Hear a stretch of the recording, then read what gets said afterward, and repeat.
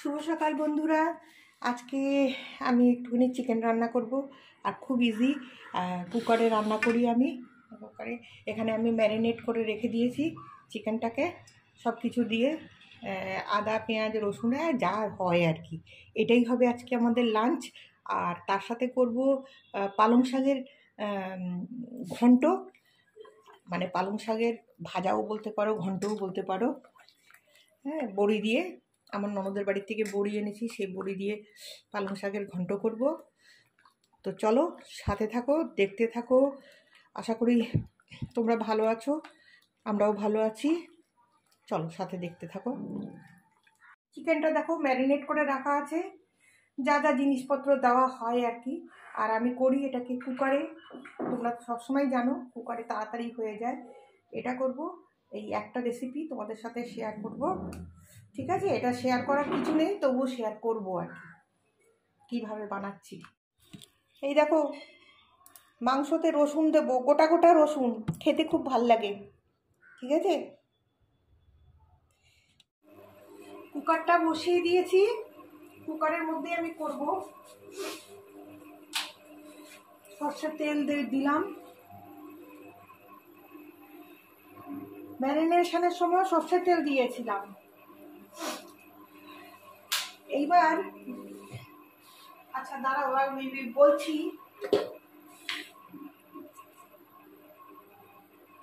সামান্য একটুখানি জিরে দিলাম, সামান্য, বেশি না। এর মধ্যে কি দেব কি দেব কি দেব, এর মধ্যে এটুকু চিনি দিয়ে দিলাম। চিনিটা যখন ক্যারামেলাইজ হয়ে যাবে তখন এটার কালার খুব ভালো আসে।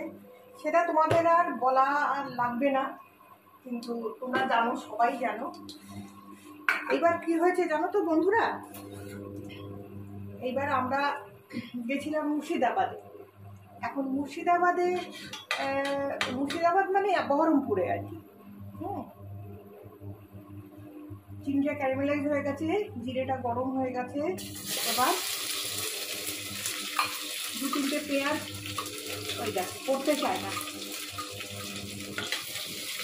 দিয়ে দিলাম। এটা জাস্ট একটুখানি হালকা হালকা লাল হবে। হ্যাঁ, যেটা বলছিলাম, ওখানে গিয়ে এই যে কি ঠান্ডা পেয়েছি তোমাদের আর ভাষায় বোঝাতে পারবো না। সাংঘাতিক ঠান্ডা, প্রচন্ড ঠান্ডা, এত ঠান্ডা মানে আমার জন্মে আমি কোনোদিন এরকম ঠান্ডা মনে হচ্ছে যে আমরা দার্জিলিং বেড়াতে এসেছি। মনেই হচ্ছে না যে মুর্শিদাবাদ এসেছি। আমাদের কোনো বেড়াবার উদ্দেশ্য ছিল না, কিন্তু আমরা ওখানে ওই কাজের পারপাসে গিয়েছিলাম। তো সেই হিসাবে আমরা গেলে পরে বহরমপুর যাই। বহরমপুরের আশেপাশে গেলে, মানে মুর্শিদাবাদ এন্ট্রি নিলেই আমাদের বহরমপুর আস্তানা যাব। আমার ছোট্ট ননদের বাড়ি ওখানে। আচ্ছা, এর মধ্যে দেখো আমি কীভাবে করি। এর মধ্যে আমি দিয়ে দিলাম পেঁয়াজটা, ভাজা ভাজা একটু হয়ে গেল। এর থেকে ইজিয়েস্ট তরিকা আর কিচ্ছু নেই করার। এর মধ্যে আমি আলুটা দিয়ে দিলাম। আলুটা মানে আমি আলু বেশি ভালোবাসি। তো যাই হোক, এটা করতে করতে তোমাদের সাথে একটুখানি আড্ডাও মেরে নিচ্ছি। এই যে কি ঠান্ডা, মানে চিন্তা করতে পারবে না। তারপরে ওখানে গেলাম, ওখানে একটা ফুড ফেস্টিভ্যাল চলছে, সেটার ভিডিও তোমাদের জন্য করে এনেছি, সেটাও তোমাদের দেখাবো। আচ্ছা, একটুখানি লবণ আর হলুদ দিয়ে আলুটাকে একটু ভাজা ভাজা করে নেব।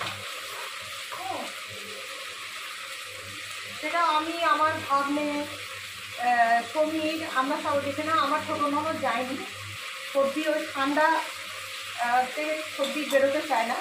আর এমনিও একটুখানি ঘরোয়া মেয়ে, ওই ঘুরে ঘুরে বেড়াবে সেইটাই পেল না। তো যাই হোক, এগুলো দেখাবার কিছুই হয় না, কিন্তু জানো তো দেখিয়ে দিই, ডেলি লাইফস্টাইল তো, ঝাড়ু মোছা তো সবাইই দেখছো।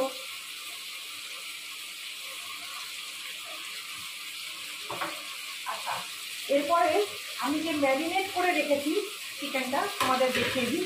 এই যে ম্যারিনেট করে রেখেছি, এর মধ্যে দিয়েছি আমি, দেখতে পাচ্ছ, এর মধ্যে দিয়েছি আমি আদা, পেঁয়াজ, রসুন, গোটা জিরে, দুটো কাঁচা লঙ্কা, আর কি দিয়েছি, আর কিছু দিই, আর একটু সর্ষের তেল এ দিয়ে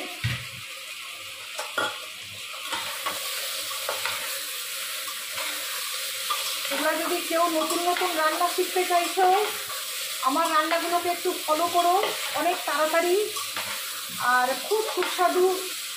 না, আমি নিজেরটা প্রশংসা নিজেই করে যাচ্ছি, মানে খেতে সত্যি খুব ভালো হয় গো। আর তোমাদের জন্য আরেকটা রেসিপি এনেছি, বহরমপুরে আমার যে কাকিমা থাকে, মানে যিনি আমার ননদের বাড়িতে রান্না বান্না করেন, মানে আমাদের ফ্যামিলি মেম্বারের মতনই, তার হাতের বানানো একটা মিক্স সবজির টক, একদম মানে আমার জন্য তো নতুন, সেটাও তোমাদের দেখাবো, তোমাদের সাথে শেয়ার করব। এই যে ভিডিওটা দেবো না, তার মধ্যে ওটাও অ্যাড করে দেবো। আচ্ছা, আলুটা একটু ভাজা ভাজা হয়ে গেছে, এইবার আমি যে ম্যারিনেট করে রেখেছিলাম মাংসটা, সেই মাংসটা এর মধ্যে দিয়ে দেবো। এই থুম্বা থুম্বা মোটা মোটা পা মহা মুশকিল। আচ্ছা, থুম্বা থুম্বা মোটা মোটা পা আমি বললাম ইয়েকে, এই লেগ পিসগুলোকে। আচ্ছা, আমি কিভাবে কি করি, দাঁড়াও একটু হাতটা ধুয়ে নিই ঝটপট করে।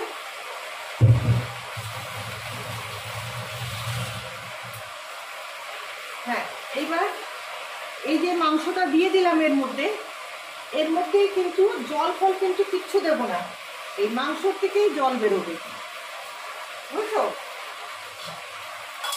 এইভাবে যে কোনো সময়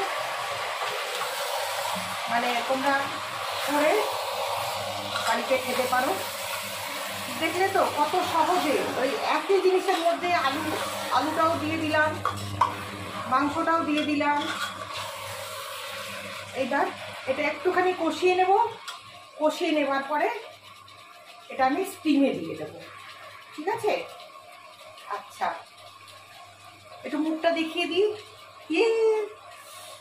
তো যাই হোক, মুখ না দেখালে চলে, বলবে কে জানে বাবা, তবে এই মোটা মোটা হাত দেখে বুঝতে পারবে না এটা দিদিরই হাত। এবার এটাকে ভালো করে রসাবো কষাবো। হ্যাঁ, তোমাদের যেটা বলছিলাম, ওই দেখো কোন লাইন থেকে কোন লাইনে চলে যাচ্ছে আমি। তারপরে ওখানে 1 তারিখে তোমার ওইটারও ভিডিও আছে, ওইটারও ভিডিও আমি দেবো। 1 তারিখে তোমার কি জানো, ওই যে দেখো ভুলে গেছি, 1 তারিখে কি গো, 1 তারিখে যেন কি উৎসবটা দেয়, কল্পতরু উৎসব। এটাও বরকে জিজ্ঞাসা করতে হলো আমাকে, বোঝো আমার অবস্থা। কল্পতরু উৎসবটাও কীভাবে পালন করেছি 1 তারিখে, মানে এইবার কি বলতো, খুব যে একটা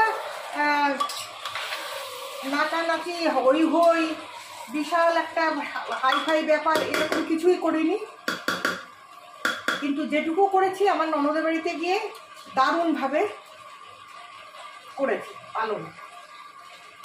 আর 31st খুব ভালো গেছে, আমার ননদের বাড়িতে গেলে পরে দারুণ জমে যায়।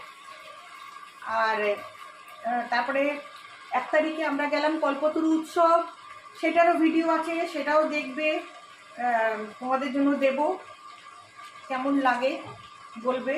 আমার ভিডিওগুলো আমি খুব মানে সহজভাবে বানাতে চাই এবং সহজভাবে তোমাদের কাছে যেন পৌঁছায়, এটাই চাই। তোমাদের কাছে একটাই রিকোয়েস্ট, ভিডিওটা সম্পূর্ণ দেখো, আমি এটা বলবো না, কিন্তু যতটুকু দেখার ততটুকু দেখো, যেন আমি ওয়াচ টাইমটা পাই। এই ওয়াচ টাইমের জন্য আমার খুব সমস্যা গো, খুব সমস্যা। লাইভ করে করে তাও অনেকের সহযোগিতা আমি পাচ্ছি, অনেকেই খুব ভালোবাসা দিচ্ছে, সবাই দিদি দিদি বলে যথেষ্ট সম্মান করে, আমিও তাদের সাপোর্ট করি, তারাও আমাদের সাপোর্ট করে। ঠিক আছে, তো আজকের যে ভিডিওটা, ব্লগটা বা ভিডিওটা যাই বলো না কেন, কেমন লাগলো অবশ্যই করেই জানাবে। ঠিক আছে, তাহলে এরপর সবাই বলবে দিদি আপনি কি কথায় কথায় ঠিক আছে বলেন।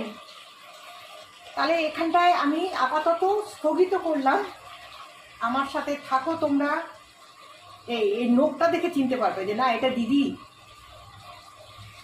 এবার এটাকে আমি একটু নাড়াচাড়া করে নিলাম, তো দেখে নিলে কত সহজে করলাম, আর খুব ভালো হয় খেতে গো। এবার আমি দুটো স্টিম দিয়ে এটাকে এর মধ্যে বসিয়ে রাখবো। চলো সাথে থাকো, দেখতে থাকো, যতটুকু পারবো তোমাদের সাথে শেয়ার করব।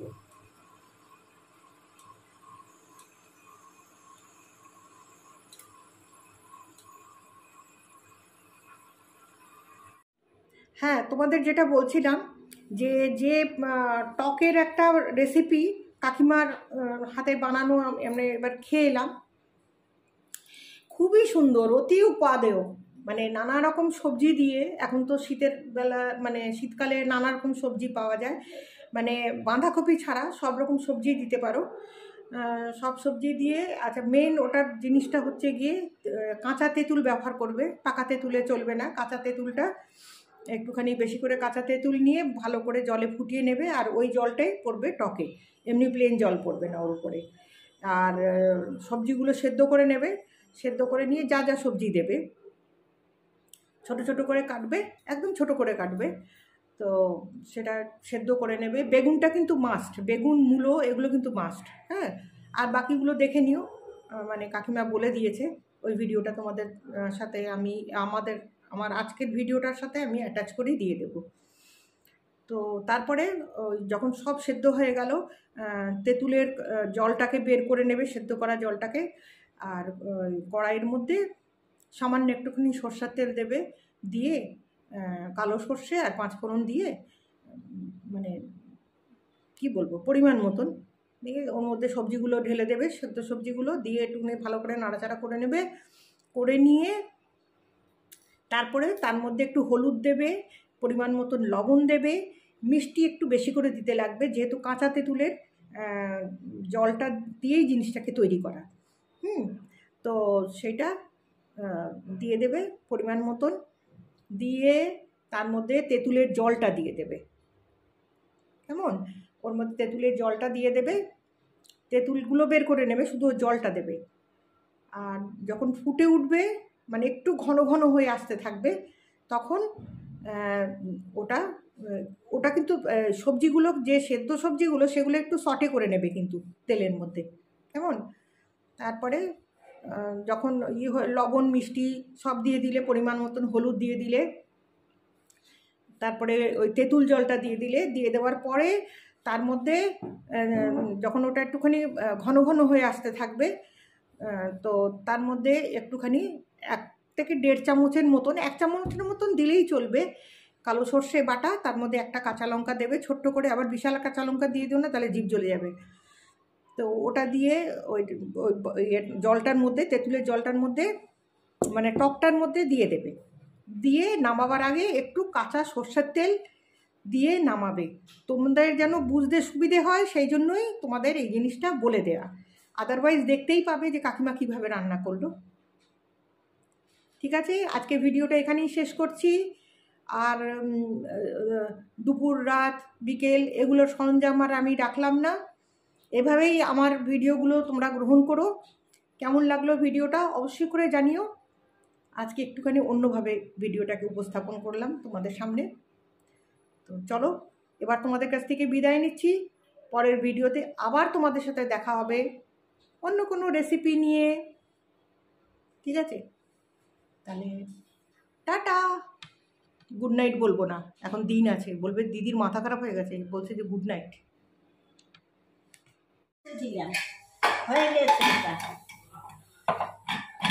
আচ্ছা, তেল দিলে, পাঁচফোড়ন দিলে, সর্ষে দিলে, আচ্ছা, এরপরে বেগুনটা দেবে।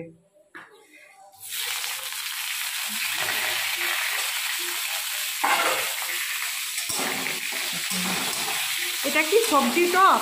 হ্যাঁ,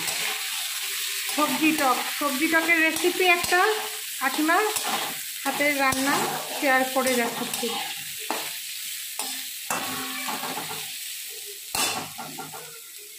আলু, বড়ি, বেগুন, মূলো সব কেটে সেদ্ধ করে রেখেছি। আচ্ছা, আলু, বড়ি, বেগুন, মূলো, হ্যাঁ, এগুলো সেদ্ধ করে রেখেছো। আচ্ছা, এটা একটুখানি ভাজা ভাজা হয়ে যাবে।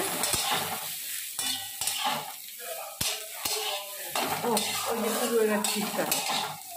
এবার এটার মধ্যে আলু, বড়ি, মূলো, কুমড়ো সব ভাজা হবে। হলুদ, আন্দাজ মতন লবণ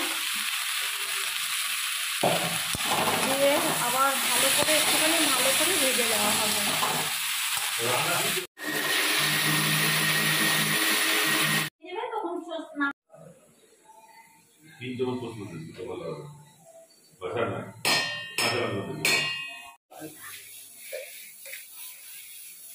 এরপরে চিনি, পরিমাণ মতন চিনি।